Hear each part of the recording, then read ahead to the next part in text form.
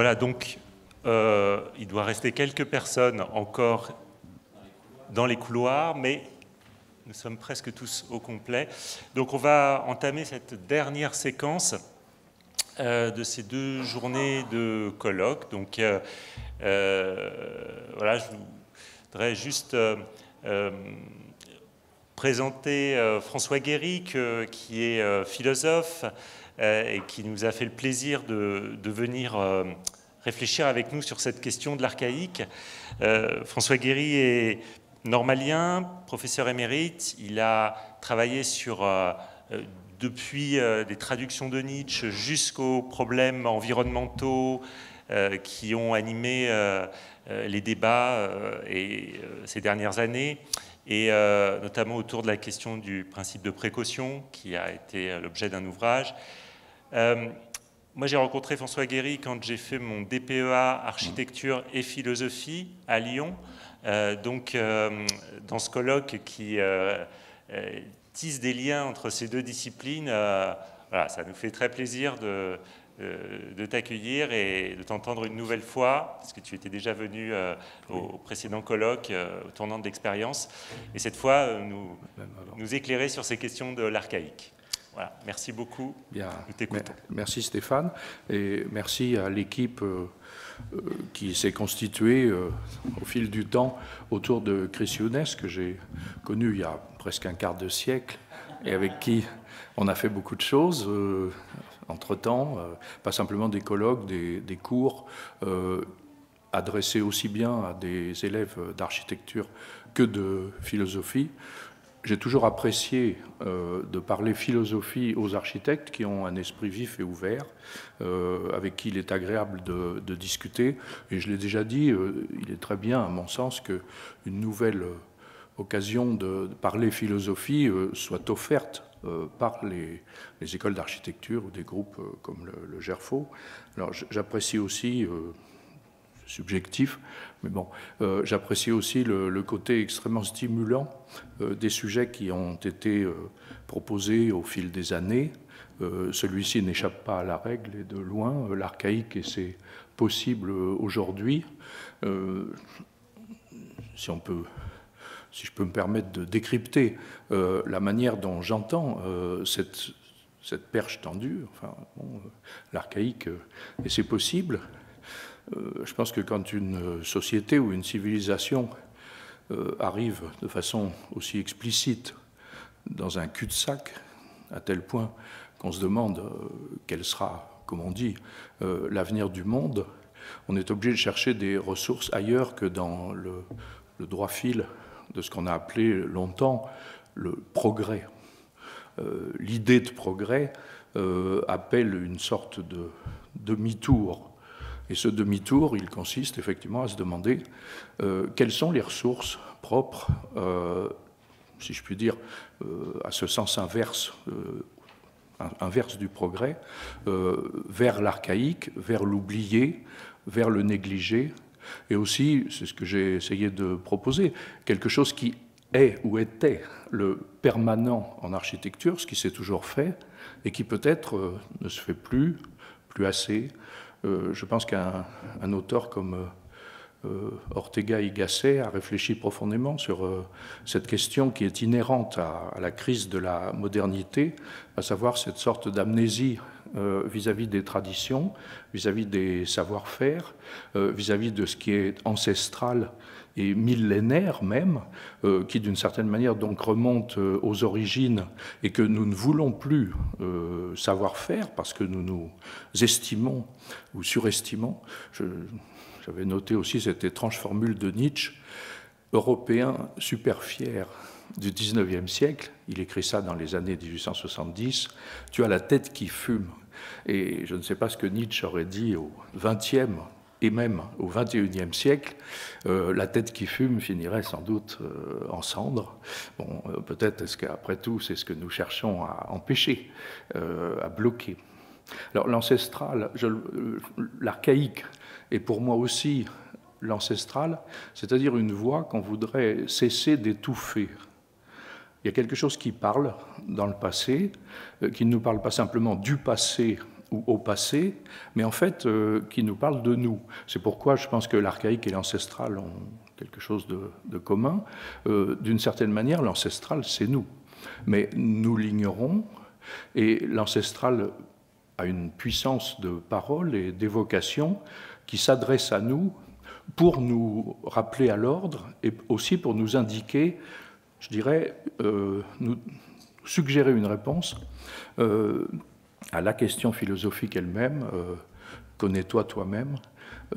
Peut-être qu'après tout, pour se connaître soi-même, il faut se faire dire ce qui est, ce qui a été, ce que nous avons été. Donc l'archaïque est une voix qu'il faudrait laisser parler, laisser s'exprimer, parce qu'elle nous dit quelque chose d'important sur ce que nous sommes et sur les directions que nous devons prendre. Cet ancestral parle, je dis deux choses à la fois, là. L'ancestral parle et en même temps il ne parle pas ou nous ne le laissons pas absolument parler. Et c'est à mon avis le double sens de l'archaïque. Il est à la fois disponible et inaccessible. Les deux, nous devons nous en emparer, en saisir quelque chose, et d'un autre côté, une barrière existe, comme si on nous parlait, mais derrière un mur, et que nous n'arrivions pas à franchir ce mur.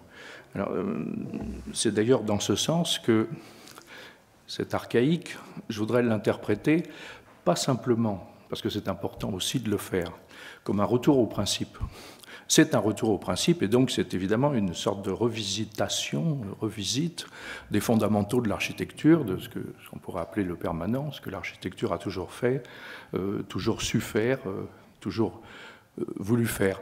Mais l'archaïque est aussi un peu autre chose que le retour au principe, et j'y vois, peut-être est-ce une erreur, l'archaïque n'est pas simplement l'ancien, il est aussi le plus ancien, et on pourrait dire quelque chose qui est en deçà de toute mémoire possible, qui excède la mémoire, et qui est à la fois notre passé, mais un passé où nous ne pouvons pas accéder. Je l'ai déjà dit, mais je le répète, quelque chose s'est interposé. Et entre l'archaïque et nous, qu'est-ce qui s'est interposé? Si vraiment l'archaïque est le plus reculé ou le plus profond, qu'est-ce qui fait que, que cet accès nous est barré? Je signale en passant que l'archaïque, arché, principe, archéologie sont une famille de termes. L'archéologie a été traitée, bon, d'abord c'est une discipline que nous comprenons, dont Freud s'est d'ailleurs servi comme métaphore pour désigner ce que nous faisons avec l'inconscient, puisque dans l'archéologie, nous devons désenterrer les traces du passé que les couches successives ont recouvertes. De la même façon aussi, Michel Foucault avait utilisé le mot archéologie pour son archéologie du savoir, mais les mots et les choses étaient déjà une archéologie du savoir, et même magistrale, bien sûr. Dans les mots et les choses et dans cette archéologie du savoir, la métaphore de l'enfouissement, de ce qui est séparé de nous par des ruptures, est quelque chose de tout à fait insistant, si on veut. Il voudrait déterrer, désenfouir, et donc désocculter, si on voulait employer cette expression française, pas très française, désocculter, donc ce qui a été non seulement recouvert, mais mis à distance de nous. Alors, en y réfléchissant plus encore, qu'est-ce qui est notre passé le plus profondément enfoui et inaccessible?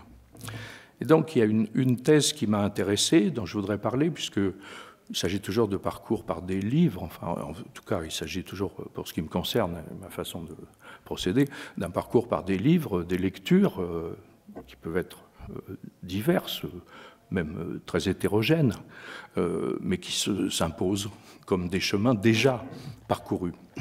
Alors j'ai retrouvé quelque chose que j'avais acheté dans les années 60, sans doute après 68, puisque je m'aperçois que cette édition date d'après, enfin de 68, donc je n'ai pu l'acheter qu'après, donc le traumatisme de la naissance d'Otto Rank, un psychanalyste disciple de Freud, adversaire en un sens de Jung aussi bien que d'Adler, parce que disciple de Freud, et le livre date de 1924. Il a marqué pas mal à son époque, et j'ai appris hier dans des conversations qu'aux États-Unis, Otto Rank est devenu une autorité majeure. Alors, on trouve dans cet auteur, qui n'est peut-être pas aujourd'hui le plus fréquenté, une thèse radicale sur l'archaïque et sur ce qui le sépare de nous. Ce qui sépare l'archaïque de nous, pour lui, c'est la naissance en tant que traumatisme, et donc l'archaïque de l'existence, l'archaïque de l'existence humaine, l'archaïque de l'homme, c'est ce séjour prénatal qui est à la fois le plus universel, tous l'ont, si je puis dire, connu.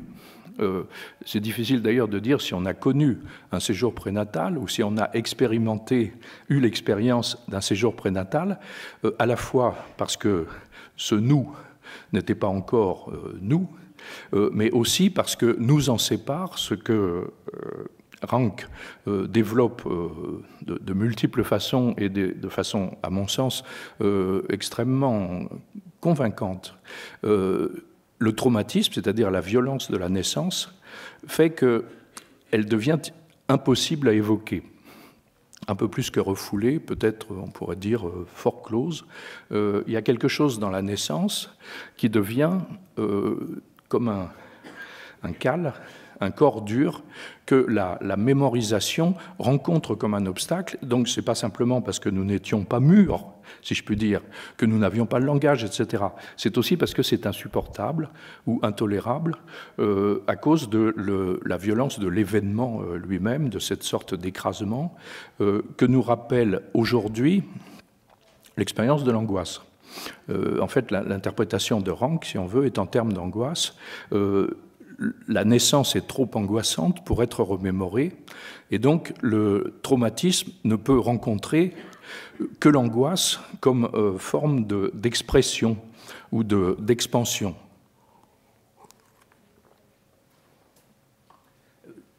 Si donc ce traumatisme nous dissimule l'archaïque, nous empêche d'accéder à ce séjour prénatal, Rank estime que seules des expressions symboliques peuvent tenir lieu de cette remémoration impossible. Or, dans ces remémorations symboliques, il y a l'architecture.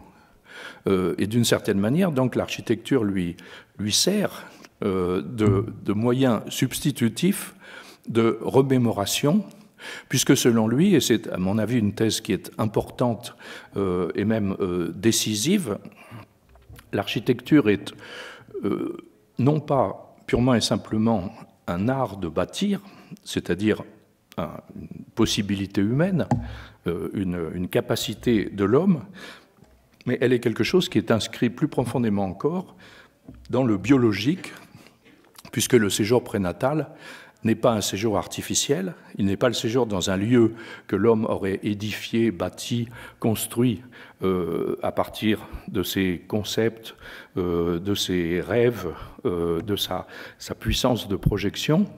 Le séjour prénatal est le physique, c'est-à-dire qu'il trouve dans le ventre de la mère, dans l'utérus, quelque chose que la nature fournit, et pas seulement à l'homme, plus généralement à tous les animaux qui sont portés par la mère. Bon, laissons cette question de biologie. Alors, je voudrais étayer ce propos et aussi expliquer pourquoi je le trouve intéressant en lisant quelques brefs extraits.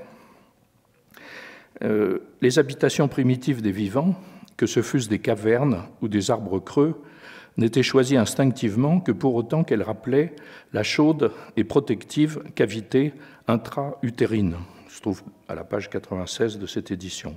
Un peu plus loin, qu'il s'agisse des temples gothiques du Moyen-Âge, des gratte-ciels américains avec leurs façades lisses et leurs enfoncements destinés à recevoir des ascenseurs, partout et toujours, nous nous trouvons en présence d'une reproduction qui dépasse le simple symbolisme du rêve, qui dépasse même l'art comme tel, pour autant que toutes ces créations visent à remplacer, sous une forme plus ou moins rapprochée, la situation primitive, c'est-à-dire la situation intra-utérine.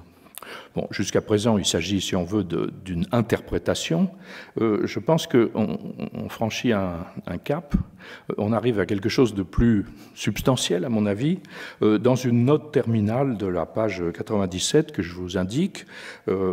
Otto Rank cite un linguiste nommé Ernst Fuhrmann, qui signale, dit-il, de remarquables coïncidences linguistiques entre deux ordres de faits. Bon, je passe rapidement. La maison correspondait à la peau, à l'eau dans laquelle se plonge le soleil, c'est-à-dire donc le séjour du soleil une fois qu'il a disparu, et tous les mots servant à désigner ce qui se rapporte au village montrent une étroite corrélation avec la notion de descente, d'enfoncement. Le mot allemand, c'est là que ce texte m'a plus convaincu, le mot allemand Haut, la peau, donc je signale si quelqu'un est en train de traduire donc en allemand Haut c'est skin, bon, la peau, Donna en allemand Hut le chapeau, c'est-à-dire hat en anglais, Hütte la cabane et surtout Haus la maison. Donc le linguiste Fuhrmann estime que les mots mêmes qui désignent les séjours humains bâtis se rapportent à Haut, c'est-à-dire donc à cette peau dans laquelle nous avons été contenus, protégés, mis en quelque sorte en réserve avant d'être capables, susceptibles de naître, de venir au jour. Et ce qui me paraît intéressant aussi, bien sûr, c'est de voir que dans le mouvement de l'archaïque, dans le mouvement vers l'archaïque, on est obligé à un moment donné de déborder du domaine de l'art et d'entrer dans le domaine de la nature ou de la physis, si bien que l'archaïque de la techné, c'est la physis. Et je sais qu'il y a en ce moment des disciplines qui cherchent en architecture, et pas seulement en architecture, en technologie, à trouver des modèles de réussite dans la physis, c'est-à-dire qui étudient les réalisations animales et même les réalisations organiques parce qu'elles ont réussi. Alors qu'au contraire, nos techniques ne réussissent que, si on veut, enfin, on pourrait en parler longuement. Alors, ce qui est curieux, c'est que ces thèses d'Otto Rank ont beaucoup essaimé, et je pense que dans les années 50, un auteur qui peut-être nous semble plus proche, plus accessible, à savoir Gaston Bachelard, dans le second volet de son œuvre, consacré d'un côté au concept scientifique et d'un autre côté aux images oniriques, les thèses de Rank nous sont, à mon sens, parvenues sous la forme de thèses de Bachelard, ou en tout cas de thèmes de Bachelard. Alors je pense en particulier à deux grands textes, mais on pourrait continuer à varier, la poétique de l'espace, et puis la Terre et les rêveries du repos, qui a un pendant dans un autre ouvrage, La Terre et les rêveries de la volonté. J'ai cherché, étant donné que Bachelard tourne constamment autour du noyau d'un rêve de l'intimité et des images de l'intimité, j'ai donc cherché s'il allait jusqu'à trouver ce noyau de l'intimité dans la vie utérine, dans l'utérus même, et si donc cette façon de tourner autour d'un fantasme ou d'une idée aussi forte et qui traverse toute la littérature, la poésie, les romans, etc., j'ai donc cherché s'il coïncidait avec la thèse de Rank, et il se trouve qu'il lui règle un compte un peu distant, un peu distancié, dans La Terre et les rêveries du repos, à la page de mon édition,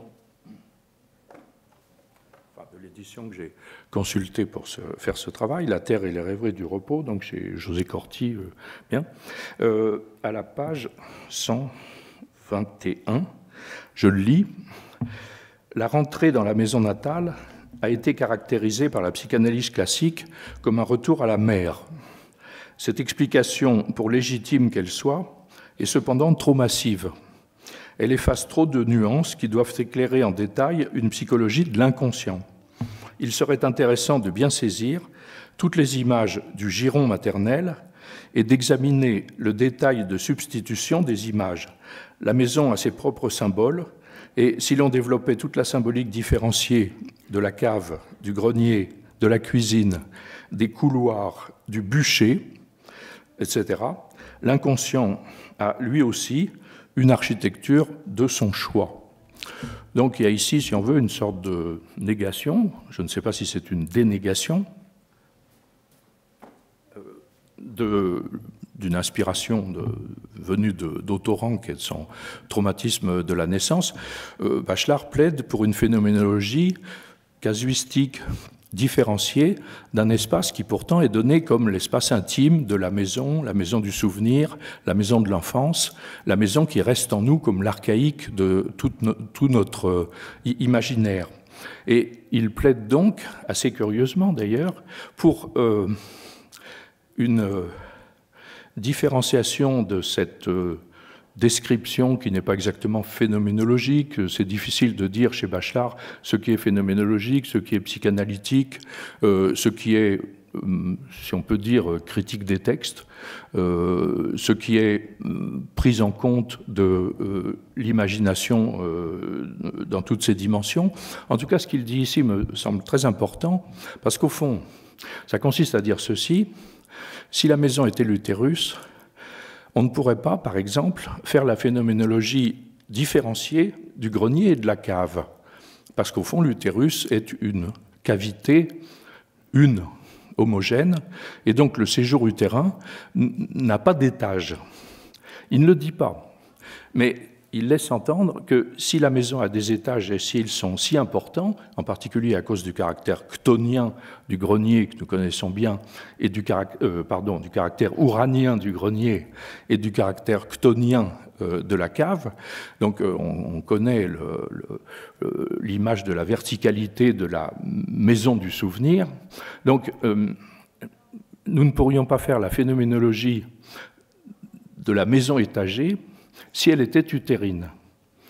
Et donc, il comprend que, quoique le foyer de cet imaginaire de la maison, et d'une façon générale de l'espace habité, quoique le foyer soit le nid, c'est-à-dire, en termes humains, l'utérus, quelque chose s'y est ajouté qui est au fond, mais ce n'est pas ce qu'il dit, parce qu'il n'étudie que des images. La distinction, c'est un art de bâtir qui ne se fait pas dans le séjour utérin, mais qui se fait précisément dans ce monde auquel nous sommes quand nous quittons le séjour utérin. Donc il comprend, et c'est ce qu'il faut comprendre, qu'entre le séjour utérin et le séjour dans le monde, des différences fondamentales s'établissent, pas simplement à cause du traumatisme de la naissance ou du caractère traumatisant de la naissance, mais à cause d'une mutation complète de ce qu'on pourrait appeler l'être au monde. Et donc, ce qui me semble important et intéressant, mais ce ne sont que des esquisses. J'ai essayé de répondre à une demande dans un délai qui fait qu'on projette quelques directions. Cette distinction entre deux mondes, le monde du terrain et le monde tout court, le monde des vivants, le monde de ceux qui sont nés, cette distinction, elle mérite, à mon sens, qu'on l'examine un peu en détail. Il est possible que ça ait déjà été fait, bien fait, suffisamment fait, et que mes remarques un peu naïves sur, si je peux dire, la spatialité du monde du terrain d'un côté et la spatialité du monde tout court de l'autre, il est possible que mes remarques naïves soient déjà, en quelque sorte, débordées par toute une littérature. À ce moment-là, je dirais que je n'en sais rien, excusez-moi.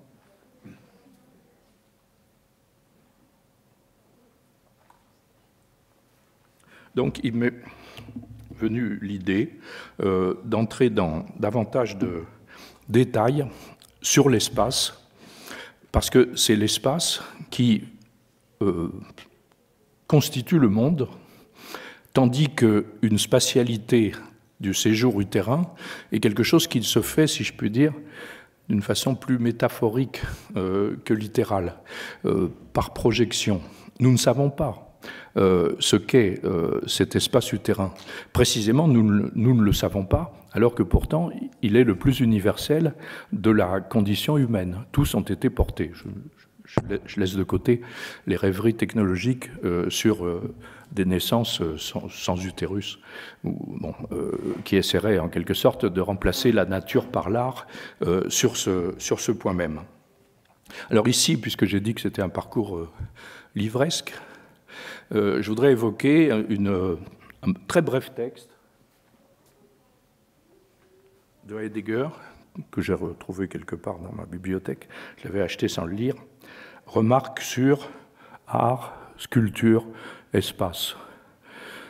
Et donc, on y trouve, à mon sens, de quoi réfléchir sur ce qu'est l'espace, puisque pour lui, l'espace est le monde, donc l'espace de l'être au monde, c'est le monde lui-même.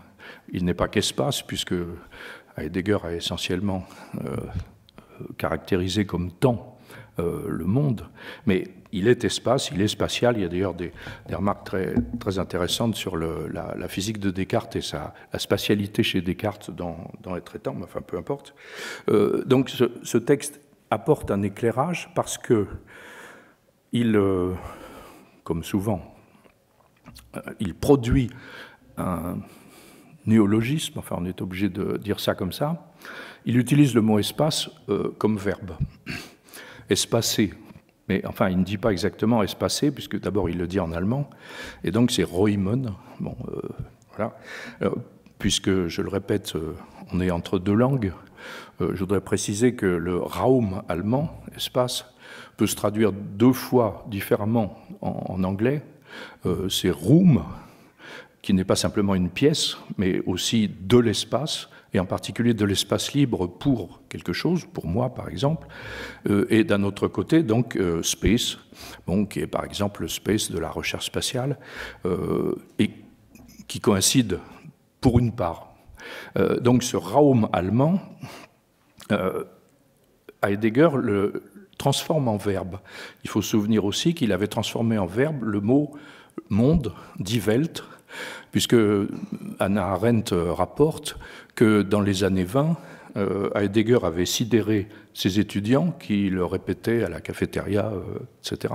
Il disait, il y a un prof qui nous a dit « le monde mondifie », enfin, c'est-à-dire « die Welt weltet », ou encore même « es weltet », ça monde, ou ça mondifie, de la même façon qu'on pourrait dire « il pleut, il neige », etc. Donc Heidegger avait déjà verbifié le monde. Ici, il verbifie l'espace. Il dit des Raum, räumt, l'espace, espace.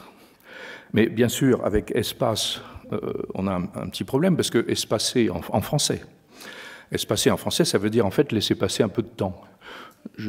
J'ai vu quelqu'un tous les jours, j'espace mes visites, je ne le vois plus toutes les semaines, puis ensuite tous les mois, et puis ensuite peut-être on ne se voit plus. Bien, espacer. Donc espacer est un caractère de temps. Mais ici, espacer veut dire autre chose qui est intéressant. Alors le traducteur qui est Didier Franck a été chercher je ne sais où un vieux mot français, essarté. E-2-S-A-R-T-E-R, qui désigne en fait un défrichage, une débroussailleuse ou une défricheuse. Donc l'espace est Sarthe. Et ça signifie donc, non pas exactement faire le vide, mais préparer, élargir, si on veut, un espace donné. Alors, comme les langues sont très gestuelles dans leur source, Bergson faisait cette réflexion et elle me paraît très juste, j'imaginais la chose suivante. Je veux travailler, je veux poser des livres sur une table avec de quoi écrire, mon ordinateur, mais la table est encombrée par autre chose. Et donc, essarter, ça veut dire que je vais enlever tout ce qui me gêne, tout ce qui est là, alors que c'est autre chose que je voudrais mettre. Donc c'est un geste d'aménagement, c'est certain. Et l'espace est un espace en lui-même aménageable. Alors, on pourrait même imaginer le geste de tout pousser par terre quand on est un peu nerveux et impatient. On pousse, quitte à ramasser plus tard. Bien.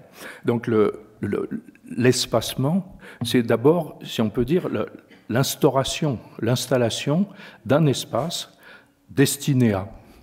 Et aussi, donc, ça a la caractéristique d'un élargissement d'un champ, un champ de travail, un chantier. Il y a déjà quelque chose d'architectural, si je puis dire, dans ce geste de spatialiser ou de créer de l'espace. Et je voudrais...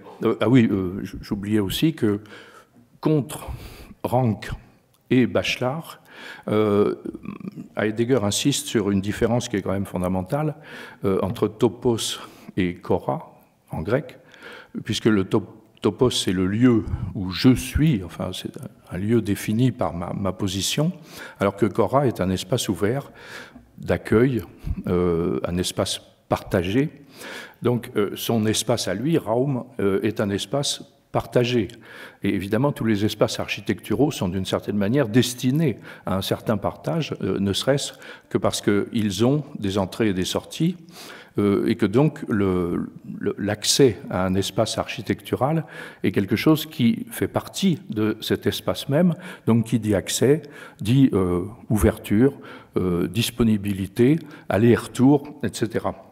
Donc je voudrais pas abuser du temps, mais je voudrais essayer de dire quelque chose sur ce séjour utérin, sa spatialité énigmatique, inconnue de nous, et d'un autre côté, donc, les caractéristiques de cet espace, de cet essar, enfin cet essor ou essar, qui est le propre de l'espace aménageable, donc aussi d'un espace offert, si je puis dire, à la geste architecturale.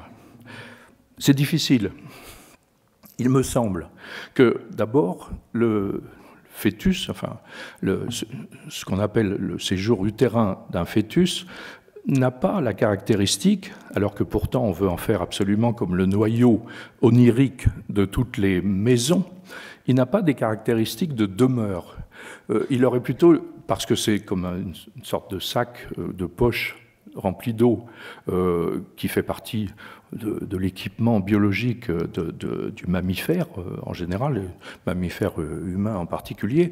Donc il a plutôt le caractère d'une sorte de vêtement flottant, large ou de sac, que d'un bâti. Les animaux comprennent qu'une fois que l'oisillon est sorti de sa coquille, il a besoin d'être protégé. Ils construisent un nid qui n'est pas une coquille. La coquille est fermée, remplie d'un liquide nourrissant, nutritif.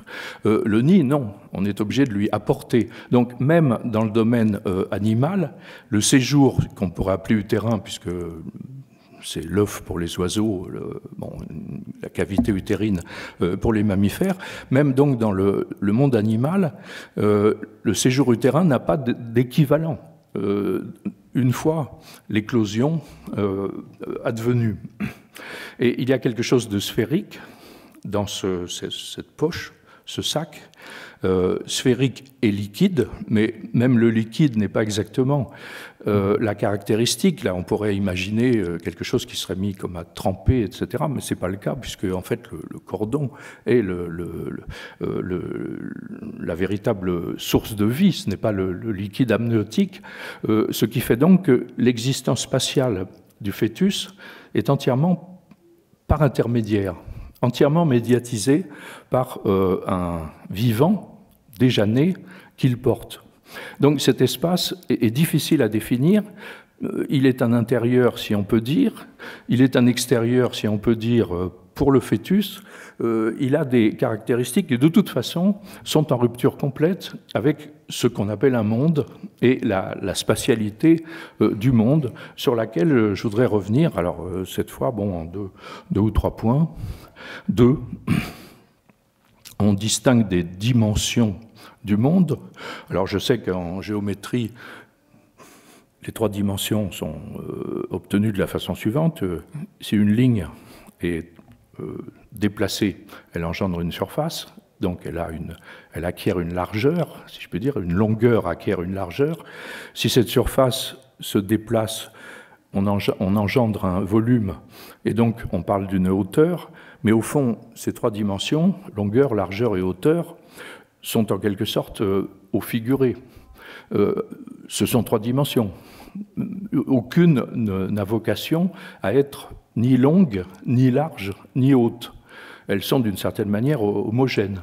Alors que par contre, dans le monde, longueur, largeur et hauteur ou verticalité ont un sens, si je puis dire, existentiel ou mondain, qui mérite évidemment d'être examiné de plus près. Pour la longueur, je ferai les mêmes réflexions que pour l'espacé. La longueur est surtout une caractéristique du temps. On trouve le temps long. Un trajet est long en ce sens qu'il dure trop. Donc je laisse tomber la longueur. Mais par contre, avec la largeur, on a quelque chose qui est important et intéressant. Parce que avec la largeur, qui peut être aussi métaphoriquement largeur de vue, largesse, c'est-à-dire générosité, qui peut être au large, au sens par exemple où un bateau n'a plus rien autour de lui, donc il est au large. On peut aussi se sentir au large, en ce sens qu'on a les coudées franches, qu'on peut s'étendre, on ne rencontre pas constamment un obstacle. Et puis prendre le large, c'est s'enfuir, c'est partir. Donc tout est en rapport avec une mobilité libre, avec quelque chose qui est une expansion. Et donc aussi, bien sûr, puisque c'est une expansion, puisque c'est une mobilité, un pluralisme, c'est-à-dire la possibilité de l'interaction entre ces vivants qui sont au monde. Le monde est le monde des vivants, et non pas le monde d'un vivant. Donc ce sera intéressant d'ailleurs là de revenir, j'y pense, sur les jumeaux dans le séjour utérin, qui ne sont pas exactement une pluralité, mais enfin bon, ça mériterait d'être discuté.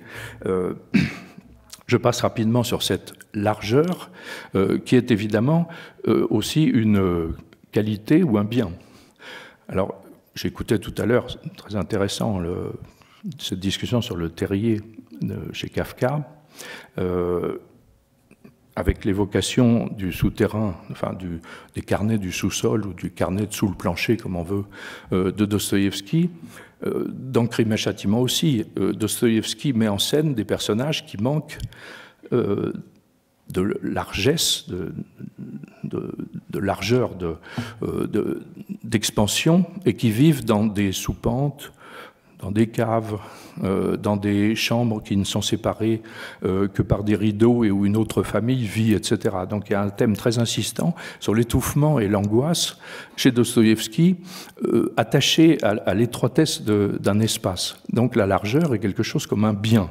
C'est quelque chose d'important. Et évidemment, en architecture, par exemple, je trouve que c'est un problème que la surpopulation vide les villes de beaucoup de gens qui sont obligés de se restreindre en espace ou de se restreindre en vie tout court, enfin, qui doivent émigrer, quitter des endroits surpeuplés, et donc où l'espace devient un bien, mais aussi une rareté, quelque chose d'inatteignable. Bon, je pense aussi à Georges Perec dans Les Choses, qui met en scène un couple, s'exprime toujours à la première personne du pluriel, et ce couple qui vit trop à l'étroit, sur une petite cour, est obligé de partir en province où il n'a plus son monde. Bon. Mais c'est avec la hauteur qu'il y a, à mon sens, le plus à dire et à penser. Bon, la hauteur, c'est la verticale. Elle est liée, elle aussi, à la mobilité, puisque la naissance prélude à un redressement. Le fœtus est replié. Le nouveau-né se redressera, marchera sous le ciel, etc. Mais cette verticale, elle a une caractéristique que je crois décisive, c'est qu'elle n'est pas simplement une relation au monde.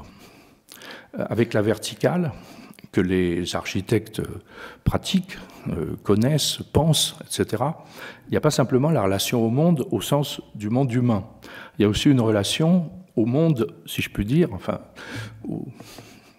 à l'inhumain, l'élément inhumain, tout simplement parce que, avec le redressement, nous nous trouvons confrontés non seulement à la pesanteur, cette pesanteur qui, ça a été rappelé tout à l'heure, très judicieusement, a servi à Schopenhauer à décrire ce qu'est l'harmonie de l'architecture, puisque dans la pesanteur, il y a une relation entre le poids des pierres, des matériaux, et leur capacité à se tenir debout. Donc il y a un jeu sur le poids, annulé ou compensé par les astuces, les ruses, l'art de l'architecte. Mais je laisse tomber cet aspect de la pesanteur.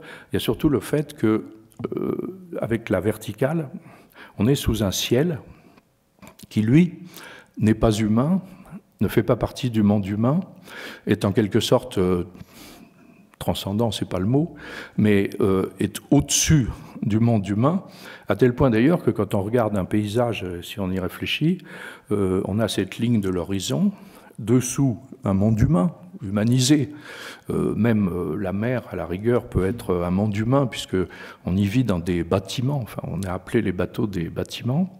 On vit donc dans un paysage, on voit le monde humain en bas, et au-dessus de la ligne d'horizon, quelque chose qui nous échappe complètement, et qui est, au fond, le signe que les modernes voudraient ne pas comprendre. On a le signe de la vulnérabilité définitive des hommes qui sont soumis à des conditions qu'ils ne maîtrisent pas, qui sont par exemple essentiellement atmosphériques, mais enfin ça va au-delà. Je signale aussi que le ciel est tellement un monde inhumain, si je puis dire, ou un non-monde. Le ciel est tellement autre que le monde humain qu'on y a situé les dieux et les morts. Ce qui est étonnant, parce que le fait que les morts aillent au ciel, comme on dit, c'est une certaine manière de retourner, et ça c'est ce qu'Autorang développe intelligemment, à mon avis, de retourner précisément dans ce séjour primitif qu'on ne peut pas retrouver étant vivant. Donc la mort et aller au ciel, ce serait comme retrouver le monde absolument perdu, le monde du terrain, où on était auprès d'eux. Et là, je ne cherche pas à développer les expressions qui désignent la façon d'être au ciel pour les bien-aimés, mais il est certain qu'ils sont auprès d'eux, même s'ils ne sont pas auprès de la mer. Et là, c'est un vaste problème de civilisation que je laisserai de côté. Alors, puisque nous discutons de l'archaïque en architecture, je voudrais quand même signaler que cette dépendance envers l'inhumain, envers cette sorte de superstructure atmosphérique, a conditionné les architectures jusqu'à il y a peu, jusqu'à ce qu'il y ait des architectures non climatériques, si je puis dire, qui ne tiennent pas compte d'une casuistique en fonction des climats et des conditions. Alors, je passe très rapidement, c'est pas mon domaine, mais j'ai observé, comme tout le monde, que si on se déplace par exemple en montagne, plus on monte, plus on s'aperçoit que les toits ont cet angle aigu, parce qu'on ne voudrait pas que le poids de la neige, par exemple, écrase les tuiles, les poutres, les ardoises. Donc on calcule le bâtiment en fonction d'un impondérable qui est le climat. S'il neige beaucoup, s'il y a beaucoup de vent, s'il y a beaucoup de pluie, ou si on est écrasé de soleil, à chaque fois, le bâtiment essaie de tenir compte de ces données suprahumaines, si je puis dire, et calcule ses formes et ses matériaux en conséquence.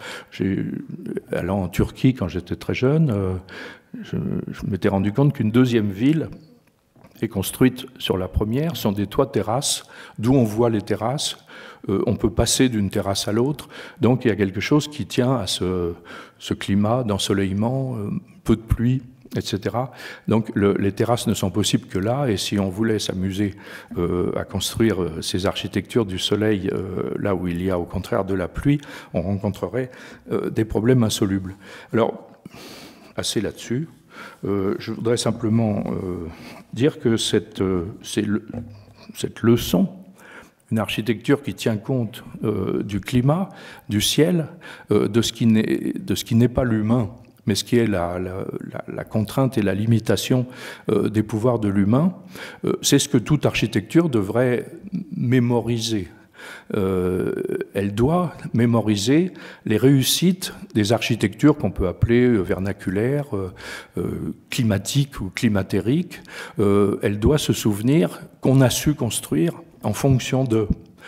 Je me souviens de ces villes du Midi écrasées de soleil, où on étouffe à partir de midi à peu près, et où les rues sont étroites et tortueuses, parce qu'on veut qu'une maison fasse de l'ombre à une autre. On veut vivre dans l'ombre, et non pas en plein soleil, comme ça a été préconisé, si je puis dire, dans une certaine architecture moderne qui ouvre tout, portes et fenêtres, terrasses, sous-bassement, enfin, rez-de-chaussée. La ville tortueuse et sombre est voulue, elle est calculée. Et un séjour que j'ai fait pendant une dizaine d'années dans le Midi, à Sauve, m'a appris ça. Parce que à chaque fois qu'on voulait changer quelque chose à une maison ancienne, les gens venaient dire, vous savez, ça a été fait pour une raison. Alors la raison, il fallait la trouver à chaque fois, mais il est vrai qu'on n'avait pas une latitude infinie ou indéfinie de variation sur le donné architectural qui était issu de la tradition, puisque la plupart des maisons, en fait, étaient médiévales, enfin, même si elles étaient assez mal mises en valeur par le décor extérieur, etc. Mais c'était un village moyenâgeux, un peu fortifié. Donc, j'en viens à cela. L'art devrait se souvenir de ce qui n'est pas lui, c'est-à-dire la nature.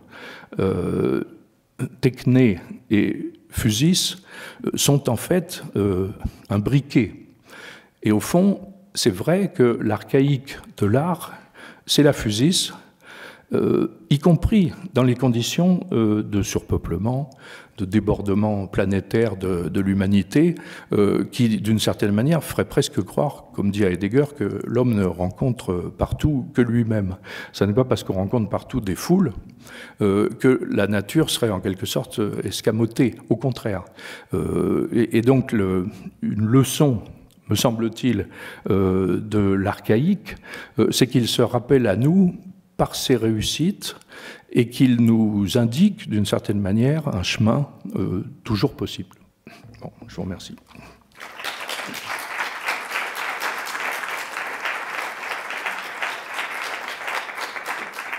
Alors, on arrive au terme de ces 2 jours, et alors je vais donner la parole à Chris Younes pour faire un exercice ô combien délicat, mais je pense que tu es la bonne personne pour faire cela, pour plusieurs raisons. Alors, première raison, c'est parce que François parlait d'espacement comme la capacité à fabriquer non seulement un espace, mais une sorte d'invention de territoire possible, et on pourrait dire que c'est quand même toi qui a participé à la création de ces espaces de rencontre et de réflexion et d'énoncé entre architecture et philosophie. Donc voilà, il y a ce geste d'ouvrir finalement non seulement des occasions concrètes de rencontre, mais aussi des territoires à penser ensemble et à inventer ensemble. Donc, et ce colloque, comme les précédents, court après cette invention collective, finalement. Et puis aussi redire que tu peux faire ça parce que ça fait je ne sais pas combien d'années que tu as créé le laboratoire Gerfo, le réseau philo, et que tu continues, dans le cadre de ton enseignement comme professeur à l'ESA, de réinventer dans d'autres lieux toujours ces enseignements-là. Donc, c'est en plus, j'imagine, pas facile parce qu'il y a eu 6 ateliers et puis 4 conférences, de nombreuses prises de parole, des échanges, des questions. Et alors de tout ça, avec les notes que tu as prises, ça ne va pas être facile, mais peut-être quelques reformulations, peut-être quelques synthèses, nouvelles questions ou des rebonds, puisque je sais que c'est une reprise et rebonds, ce sont des mots que tu aimes bien. Et voilà, donc je te donne la parole pour cette conclusion. Merci Xavier pour cette introduction, finalement, qui me facilite un peu la parole, c'est vrai. Et je suis très très contente d'avoir l'occasion de parler après la conférence de François Guéry, qui, je trouve, en philosophe, justement, nous aide à repenser ces questions qui ont vraiment traversé, finalement, ces 2 jours autour de la cabane primitive, de la grotte, enfin, finalement, de toutes ces questions, évidemment, qui sont au cœur, évidemment, de nouvelles formes contemporaines. Alors, c'est vrai que ça n'est pas simple et que j'ai cherché, en fait, d'abord, je me suis dit que la publication va réunir toutes les pièces d'un puzzle. En fait, je me suis dit, c'est un puzzle qu'on a fait ensemble, qu'on a produit à l'occasion de cette rencontre autour de l'archaïque et de ses possibles en architecture. C'est un peu, on se disait, voilà, ça va donner quoi? Quelle sera finalement la figure qui va émerger de tout ça? Je pense que l'ouvrage, qui reprendra tous les éléments de chacun, d'une certaine manière, aidera, je pense, à y voir un peu plus clair, mais aussi certainement brouillera les pistes. Alors, en ce qui me concerne, je me suis dit qu'il y avait quelques fils que je voulais tirer à partir de ce qui a été dit, et qui finalement portent sur, au fond, trois pistes que je voudrais partager avec vous. La première, ce sera sur la constellation de l'archaïque. La deuxième, ce sera sur les transversalités, un thème très cher à Deleuze et Guattari. Et puis, un troisième qui porte sur la question du possible, mais au terme du transpassible et du transpossible, pour revenir finalement à des données très existentielles finalement des façons d'exister finalement sur Terre, hein, pour les humains. Alors, la première, premier pas, on pourrait dire première ligne, c'est vrai que dans la parole qui a circulé dans ces 2 jours, les images aussi, qui ont été nombreuses à l'occasion des interventions, mais aussi dans l'exposition, qui constituent finalement un corpus riche, hein, qui resterait vraiment à travailler en tant que tel, mais aussi les énergies qui étaient individuelles et collectives, qui ont été mobilisées et qui étaient vraiment là, je trouve, depuis hier matin jusqu'à maintenant. Ils ont fait émerger. C'est vrai que j'ai repris ce mot de constellation qui avait été pris qui avait une belle exposition d'Arc en rêve. C'est un mot qui circule beaucoup, mais qui avait circulé bien avant d'ailleurs dans beaucoup d'ateliers d'écriture, qui reprend un peu cette image évidemment, il y a des constellations dans le ciel, mais finalement il y a aussi des constellations terrestres d'une certaine manière. Et en fait, une constellation paradoxale qui, en fait, se dérobe en même temps qu'elle s'expose.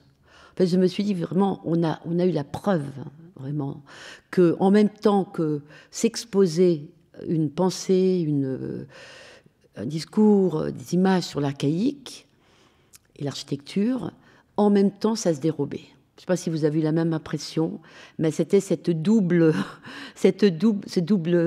allée-venue entre s'exposer et se dérober. Et c'est sûr que je me suis dit, et je persiste d'une certaine manière à considérer, et c'est pas non plus une surprise, c'est qu'en fait, il y a une multitude d'archaïques.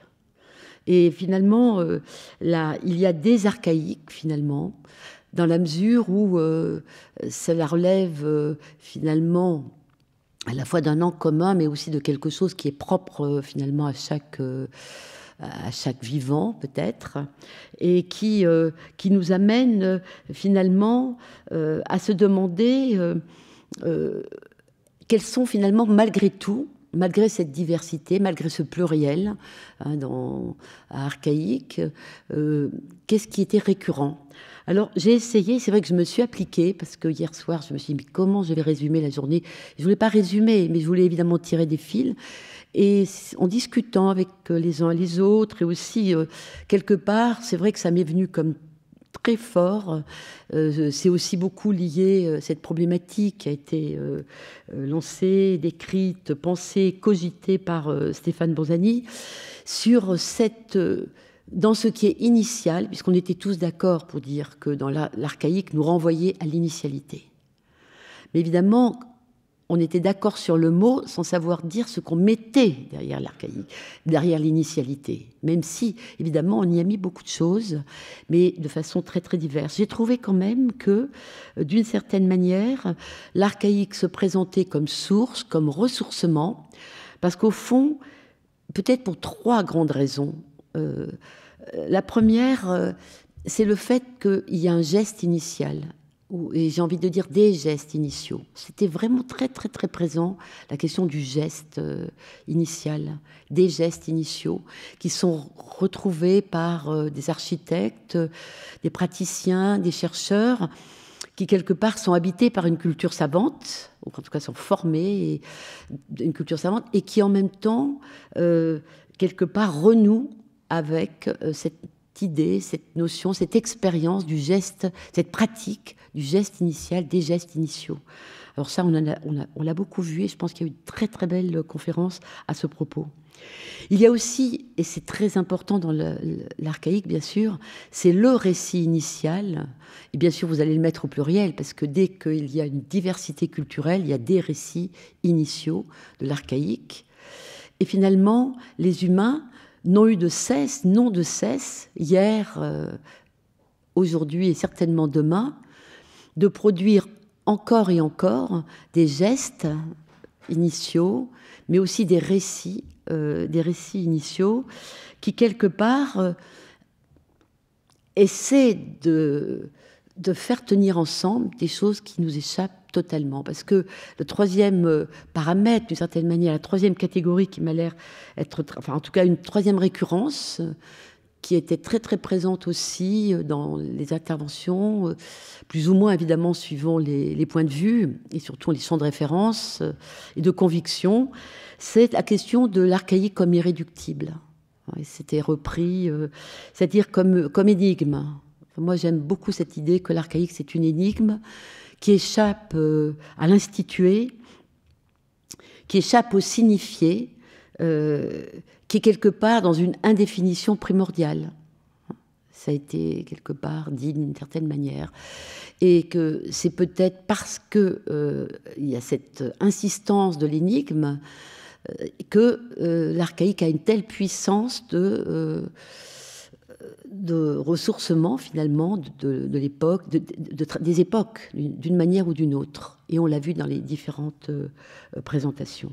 Donc c'était pour le premier fil, sur la constellation paradoxale, puisqu'elle s'expose, se dérobe, et qu'en même temps, elle a à voir avec les gestes, les récits, et finalement l'énigme.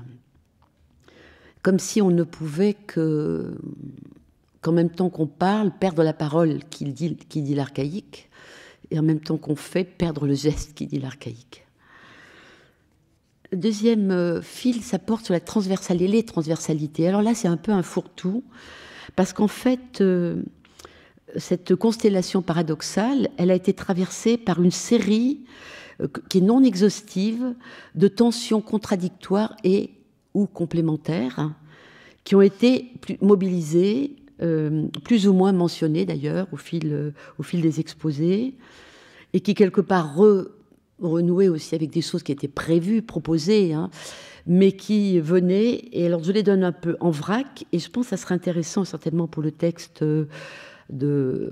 pour l'écriture finalement de notre ouvrage commun. J'essaierai moi-même de voir comment ça se regrouperait, comment on pourrait les regrouper. Mais là, sinon, en vrac, il y avait quand même cette tension entre le dépassé, qui appartient à un stade très ancien, ou dépassé. Et c'est vrai que c'est pas la même chose.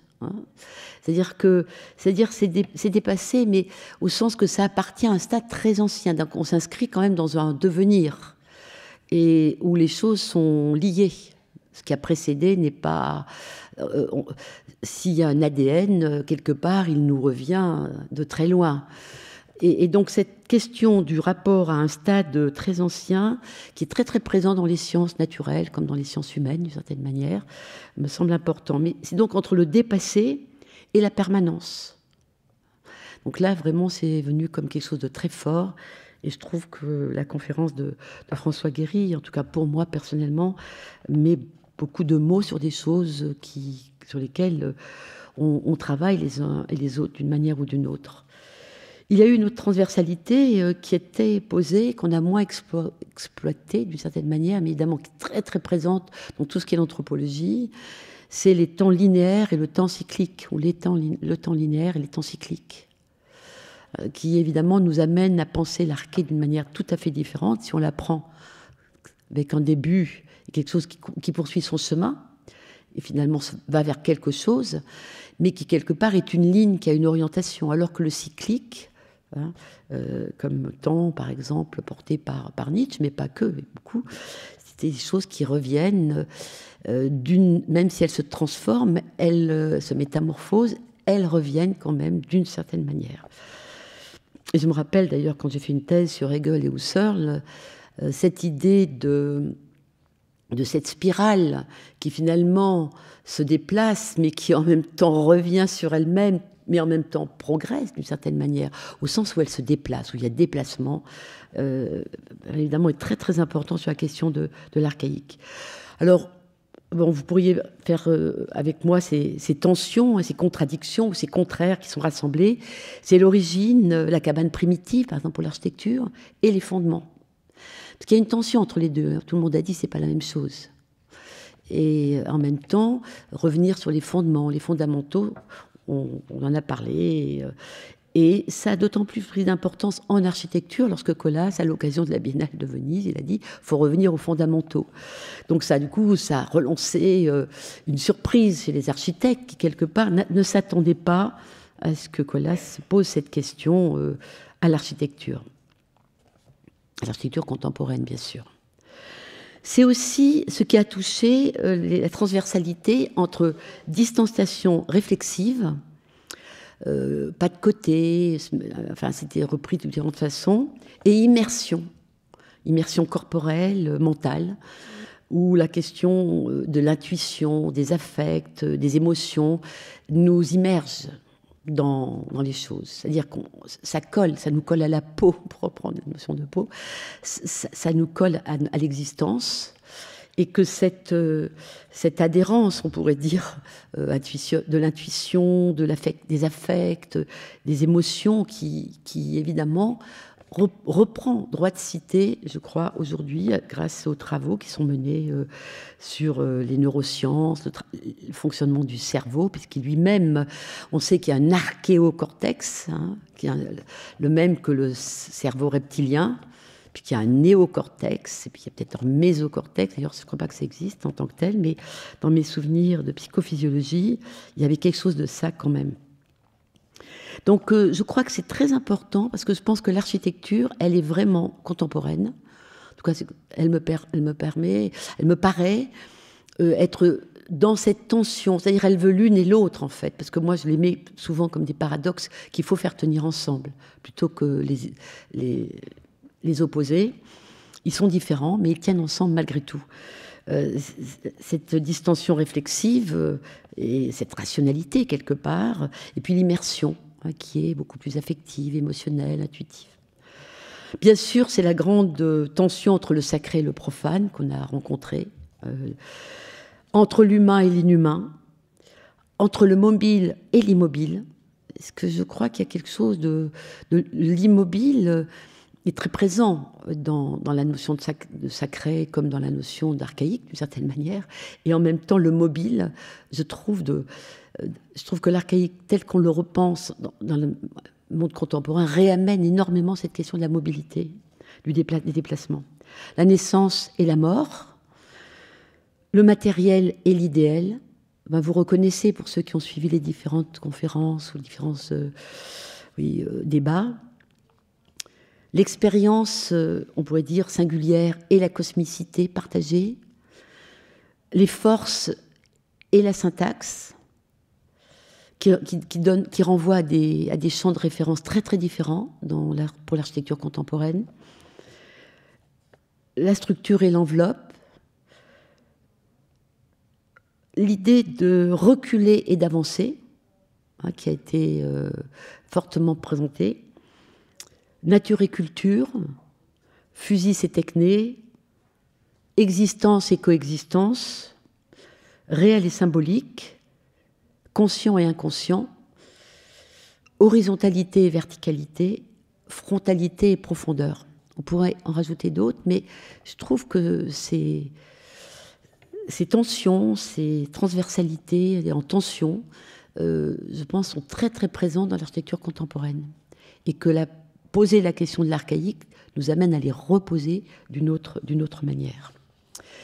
Et alors j'arrive, troisième point, puisqu'il y en a 4, hein, j'ai presque fini, je me suis promis de faire quelque chose de court, parce que je sais que tout le monde, et que de toute façon ça ne sert à rien de faire plus long.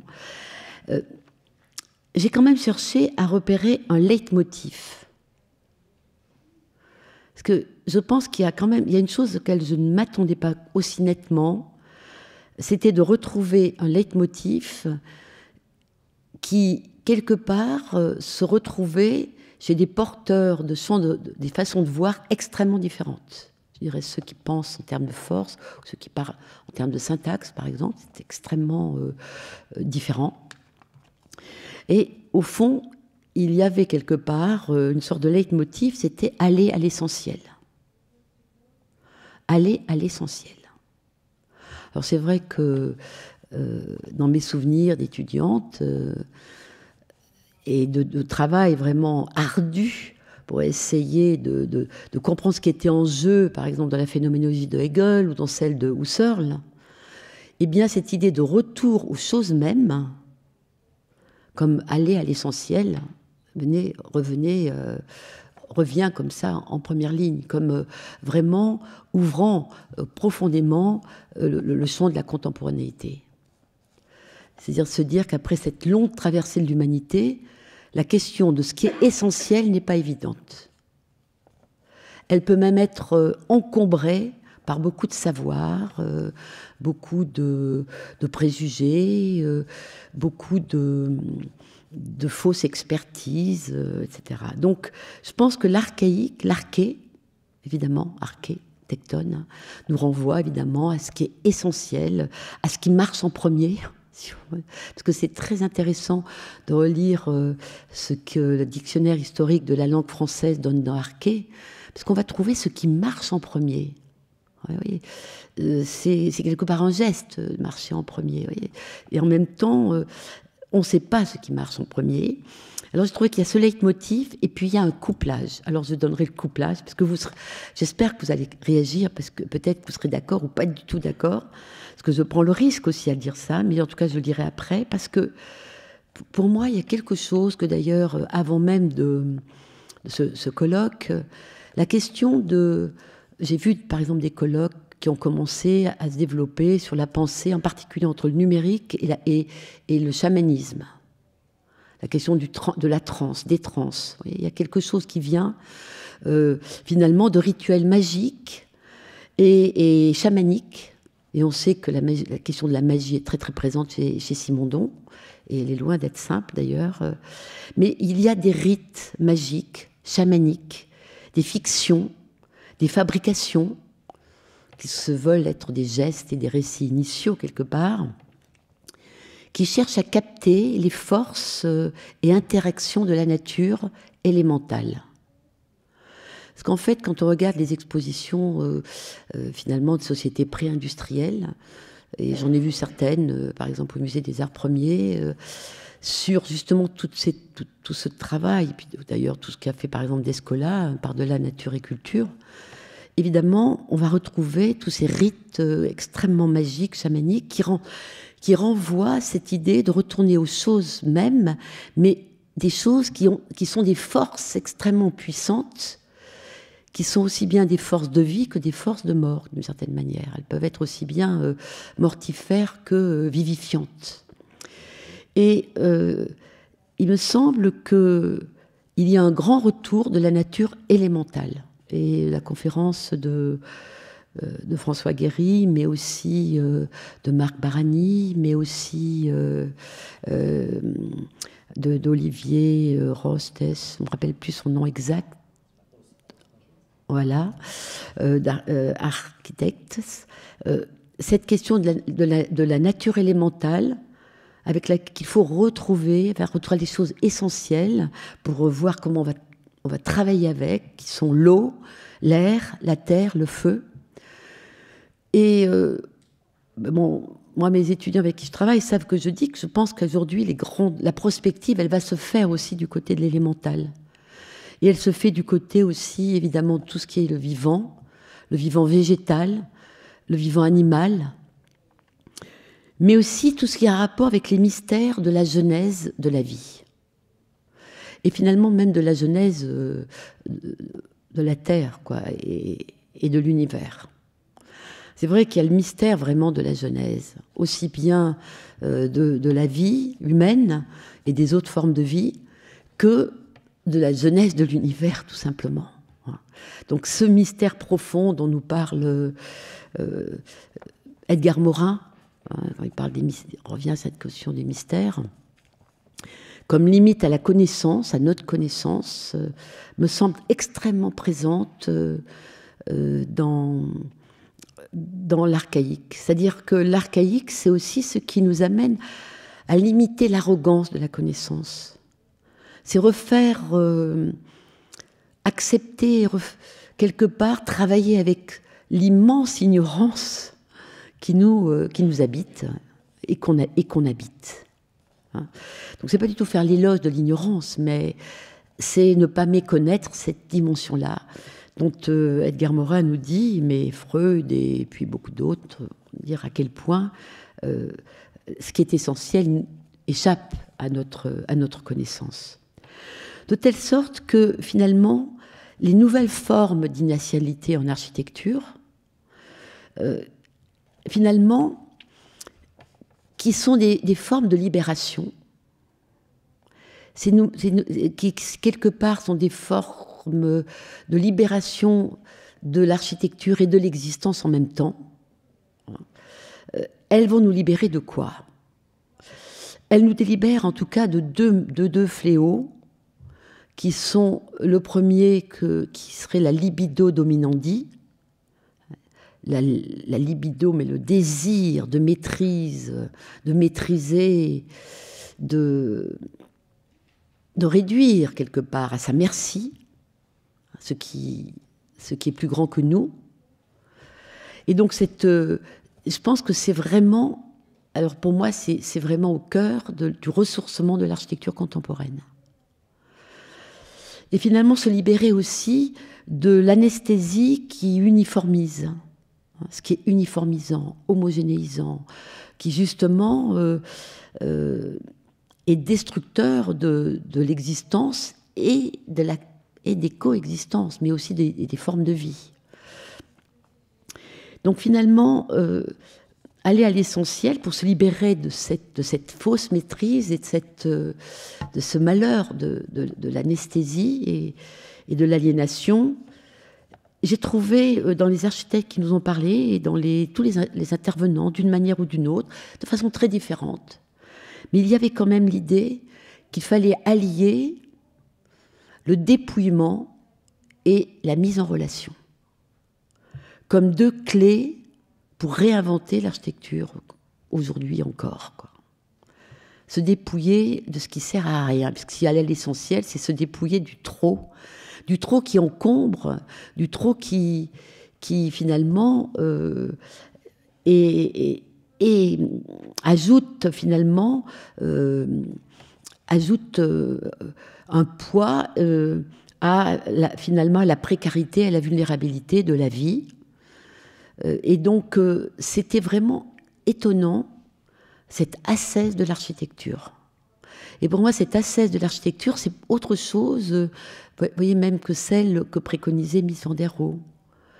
Parce qu'il y a quelque chose d'un autre ordre, qui n'est pas simplement en termes géométriques et même de fabrication, finalement, mais qui renvoie finalement une ascèse au sens d'un dépouillement qui est aussi bien intérieur à soi-même, enfin, dans sa façon de voir le monde, de sentir le monde, de vivre le monde, et d'une façon de transformer le monde. Donc transformer de façon ascétique le monde, tout en étant évidemment...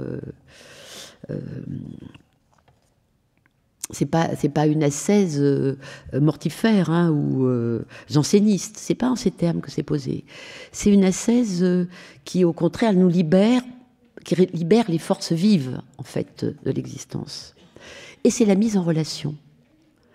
Parce que c'était frappant dans les grandes conférences que l'on avait d'architecture, par exemple, c'était voir à quel point, aussi bien les deux grandes conférences d'architecture que l'on a eues, nous parlaient de mise en relation.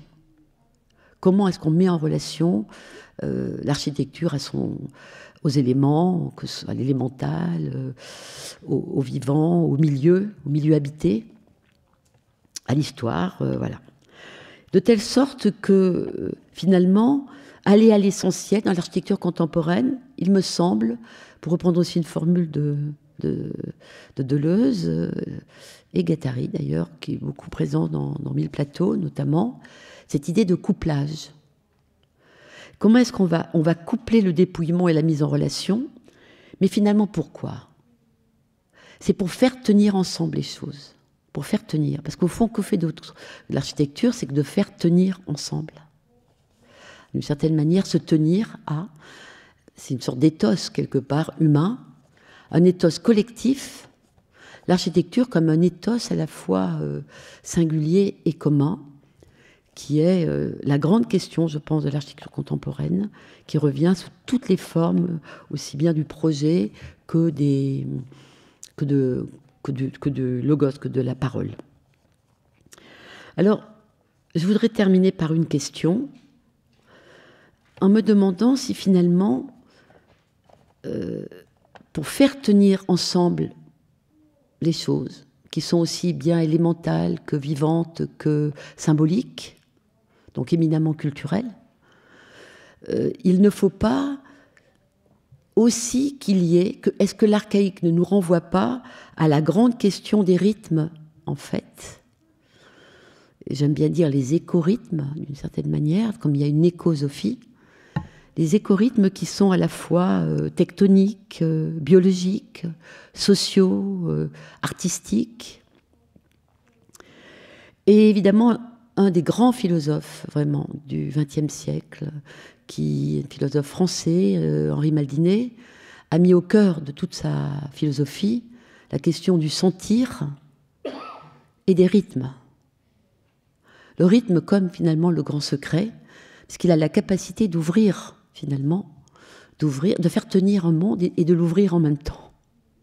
C'est-à-dire de nous ouvrir au monde tout en ouvrant un monde. Alors, en fait... sa pensée, la pensée de Maldinet, elle est en résonance avec la pensée chinoise, taoïste, du yin-yang, qui évidemment est toujours liée des opposés complémentaires. C'est pas ou le yin ou le yang, c'est les deux évidemment. Et c'est donc le masculin et le féminin, mais c'est donc le ciel et la terre, et enfin le chaud et le froid, et beaucoup d'autres couplages. Finalement, cette pensée chinoise, taoïste, du yin-yang, selon laquelle tout est dans une dynamique de change total et réciproque des opposés complémentaires. Et c'est l'épreuve du rythme tel que le définit Maldinet. Il le définit comme l'auto-mouvement de l'espace-temps. Et c'est bien autre chose que les catégories de l'espace et du temps kantiens, par exemple, qui sont statiques. On est enfermé dans ces catégories. On est comme dans une tour avec des fenêtres qui nous empêchent, des parois qui nous empêchent d'aller au-delà de l'espace-temps. La façon dont Maldinet pose la question des rythmes, il repose la question, et je pense que c'est une question qui est posée à l'architecture, évidemment, puisque l'architecture est devenir. Elle est tout le temps en train de s'adapter au devenir, comme l'existence. Elle avance comme l'existence dans l'adaptation au devenir. Et donc cette idée qu'il y a un auto-mouvement de l'espace-temps, où en fait ce n'est pas ou l'espace ou le temps, c'est les deux bien sûr. Et c'est étrange d'ailleurs de voir qu'il y a tout un mouvement moderne d'ailleurs, qui faisait presque comme un crime si on ne prononçait pas le mot espace dans une conférence, alors qu'aujourd'hui on parlerait beaucoup de lieu, pas forcément un lieu qui est à la fois topos et cora, et pas forcément espace, ou alors spatium au sens d'un espacement, ce qui n'est pas la même chose. Un espace qui serait plus existentiel. Donc, et c'est vraiment la liaison des deux qui paraît vraiment fondamentale. En fait, pour Maldinet, ce rythme, cet automouvement de l'espace-temps, qui quelque part va surgir de rien et qui va être au plus proche de l'expérience existentielle. Et c'est quand même étonnant comment finalement l'archaïque, il nous renvoie, ça surgit d'où l'archaïque? D'où vient cet archaïque en fait? Évidemment, on ne va pas répondre évidemment à cette question, mais parce qu'en fait, ça relève finalement du chemin de l'éprouvé et du chemin du partagé. Parce que il est frappant que je trouve que de tout un nouveau courant, dont je trouve à l'école, par exemple avec les étudiants à l'école spéciale, la question du partagé, du commun, de ce qu'on peut partager avec les habitants, avec tous ceux qui fabriquent les choses, évidemment, elle devient très très centrale. C'est-à-dire que comment est-ce qu'on va partager les choses? C'est-à-dire, ça ne va pas simplement donner à l'expert, au spécialiste. Et donc, il y a quelque chose qui relève du chemin de l'éprouvé, de l'expérience, et pas simplement du modèle, mais aussi du partagé, du commun, de ce qu'on peut, du co-construit, du co-penser, du co-construire, etc. Et pas non plus de l'explication. Parce qu'en fait, l'archaïque, ça ne s'explique pas vraiment, et en même temps, ça agit. Enfin, c'était tout à fait ce qui nous a été bien rappelé. C'est pour ça que, finalement, je trouve qu'à la question l'archaïque et c'est possible en architecture, c'est voir comment ce couple, quel est le couple du transpassible et du transpossible. Parce que deux concepts qu'invente Maldinet, qui travaille sur l'existence, puisqu'il a écrit sur Ouvrir le rien, art et existence, penser l'homme et la folie, enfin, vous voyez, sur les états limites, en fait, d'instants critiques de l'existence. Il a toujours, en fait, et c'est d'ailleurs ce qui était extrêmement dynamisant, et c'est ce que j'ai retrouvé dans l'architecture, c'est qu'en fait, on est toujours entre être capable d'être traversé par des expériences, le transpassible, l'expérience des choses, l'expérience des vivants qui nous entourent, de l'autre. Vous voyez, voilà, transpassible, c'est-à-dire être capable du patein, de l'éprouver. Et beaucoup d'artistes travaillent sur des installations du transpassible pour nous redonner finalement un corps, nous redonner un esprit aussi, nous redonner de l'empowerment, nous libérer d'une certaine manière. Vous voyez, par l'épreuve du transpassible, mais c'est aussi le transpossible, à savoir la capacité finalement de dépasser le fond d'où l'on vient, d'où l'on émerge d'une certaine manière. Alors je voulais citer Henri Maldinet, parce que je trouve que ça fait d'ailleurs écho, je pense, à la conférence qu'on vient d'avoir, où justement, ce qui est en jeu, c'est comment, avec l'architecture, on traverse un fond qui nous dépasse et qui constitue une base à partir de laquelle architecturer, produire des formes, des espacements, travailler la matière, travailler les dimensions existentielles. Et cette base, ce fond, bon, qui est élémental, qui est biologique certainement aussi, et qui est culturel, est extrêmement important. Et Maldinet dit, donc dans une phrase assez courte, mais je trouve qu'il nous pose un peu la question, comment faire aujourd'hui cette architecture, qui serait une architecture finalement tectonique, aérienne. Nous n'existons pas, dit-il, seulement à prendre appui sur le sol ferme.